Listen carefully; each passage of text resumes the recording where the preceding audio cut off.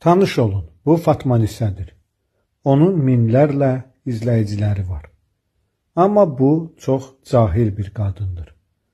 Bütün dünyada blogerlər hər hansı bir məsələni araşdırırkən, bizim blogerimiz Fatma Nisə xanım isə başqa işlərlə məşğuldur. Bəs Fatma Nisə nə edir? Fatma Nisə qlamur, falçılıqla məşğuldur. Bəli, Fatma Nisə özü cahil olduğu kimi istəyir ki, insanlar da cahil olsun. Yəni, falçılığı şirin göstərir. Deyir ki, manifestlədim, bu arzum yerinə yetsin, evrənə mesaj göndərdim. İnsanları belə cahilləşdirir.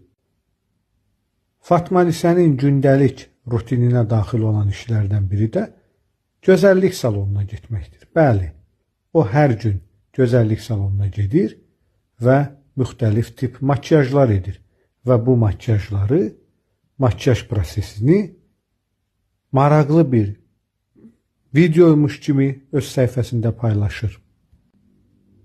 Fatma Nisənin işi bununla bitmir. Fatma Nisə tez-tez bahalı kafelərə gedir və orada kofe içir.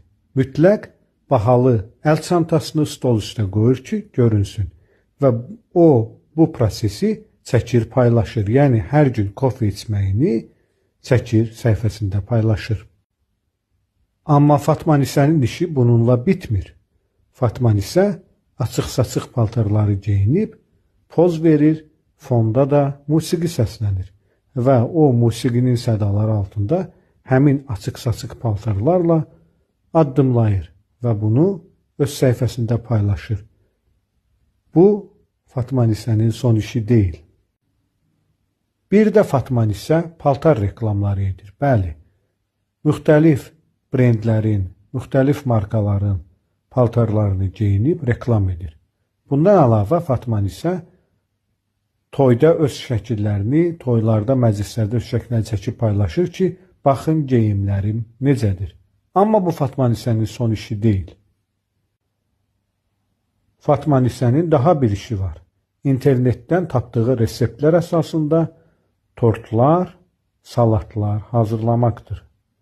İndi siz deyin, bunları edən bir şəxsi bloger adlandırmaq olarmı, yoxsa yox? Belə Fatma Nisələrin tərəfdarları çoxdur.